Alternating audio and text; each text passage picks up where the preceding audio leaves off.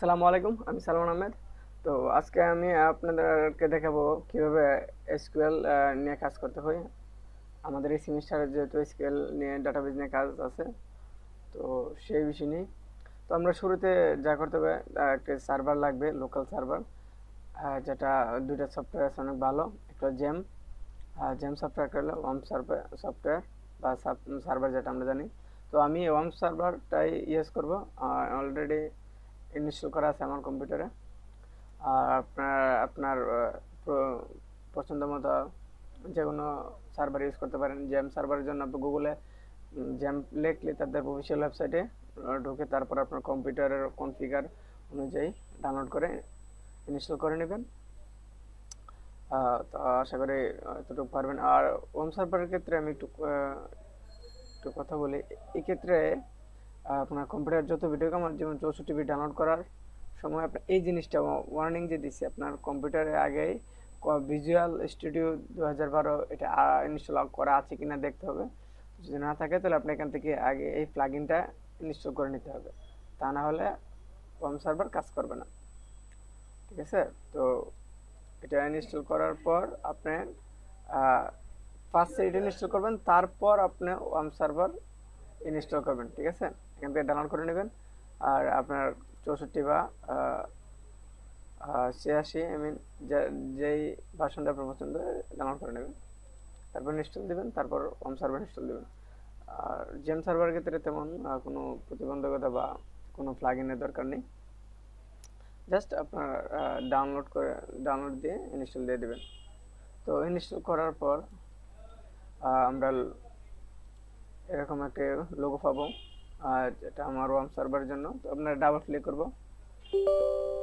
Yes, এবার এটা run করব, বা আমরা আমাদের ফাইল থেকে কিভাবে রান করতে পারি,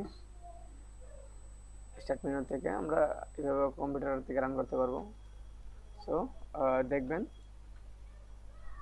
সবুজ হচ্ছে কিনা। সবুজ মানে অনলাইনে আসবে। এটা এটা অনেক সময় আপনার কম্পিউটারে স্কাইপ ইনস্টল করা থাকলে এই সমস্যাটা হয়। তো স্কাইপের ক্ষেত্রে আপনি অপশনে যাবেন।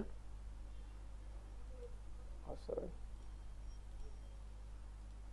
অপশন থেকে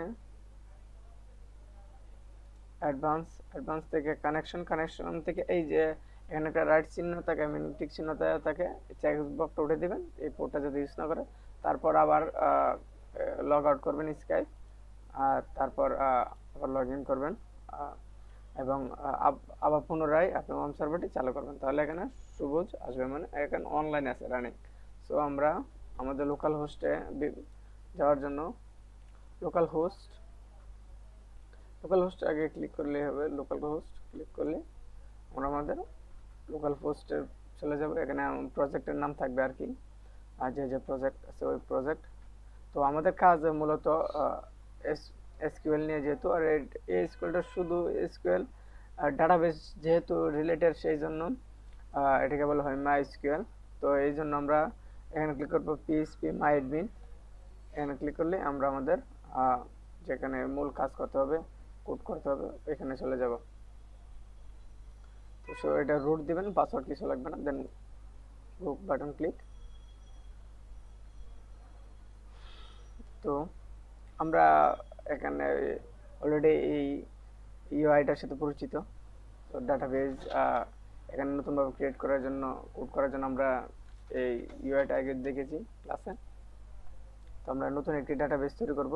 তো সম্পূর্ণ ওইগুলো আমরা কোড দিয়ে করব। এসকিউএল ক্লিক করতে হবে। তো আমাদের কিছুদিন আগে প্রশ্ন ছিল কিভাবে একটি টেবিল তৈরি করব, ডাটাবেজ তৈরি করব। সো এখানে আমরা দেখব কোডিং এর মাধ্যমে কিভাবে ডাটাবেজ একটি ডাটাবেজ নতুন ডাটাবেজ তৈরি করব, তারপর টেবিল কিভাবে ইনসার্ট করব, ডিলিট করব, এবং বিভিন্ন ফাংশনগুলো, যে ফাংশনগুলো এখানেও আছে, প্লাস এই যে সিনট্যাক্সগুলো এইগুলো কিভাবে ইউজ করে। তো প্রথমে ক্রিয়েট, এখানে আমি একটা কথা বলে রাখি, মাই এসকিউএল সম্পূর্ণ কোড বড় হাতের হবে। কে সেন্সিটিভ না, তারপরও ইয়ার জন্য সমস্যা নেই, ছোটো বা বড় হাতের হলে সমস্যা হবে না। ঠিক আছে? তো ক্রিয়েটের জন্য প্রথমে ক্রিয়েট দিলে এখানে ক্রিয়েট আসতেছে। তো আমাদের বানাম ইয়া করার দরকার নেই, বাট কম্পিউটার যেহেতু খাতায় লিখতে হবে বানানগুলো একটু কেয়ারফুলি আমরা দেখব। ক্রিয়েট ডাটাবেস, জাস্ট ডাটাবেস লিখে এবার আমাদের যে ডাটাবেসের নাম দেব সেই নাম এটা হয়ে যাবে ইউটিউব বা ভিডিও দিলে ইউটিউব হয়ে যাবে, আপনার খুশি। তো আমরা যেহেতু এসকিউএল নিয়ে ক্লাস করতেছি, তো এসকিউএল ভিডিও দিলাম, নিয়ে দেন গো বাটনে ক্লিক। তো এখানে শেষ করলেও চলবে, সেমিকোলন না করলেও চলবে, দেন গো। তো এখানে দেখবেন একটি ডাটাবেস তৈরি হয়ে গেছে। হ্যাঁ, এখানে একটি এসকিউএল ভিডিও নামে ডাটাবেস তৈরি হয়ে গেছে। ঠিক আছে, তো আমরা সাধারণত এইভাবে ইনপুট করি, টেবিল কয়টা হবে কিন্তু আমরা আজকে কোয়েরি করব, আই মিন এসকিউএল ল্যাঙ্গুয়েজটা লিখবো, কীভাবে কী করতে হয়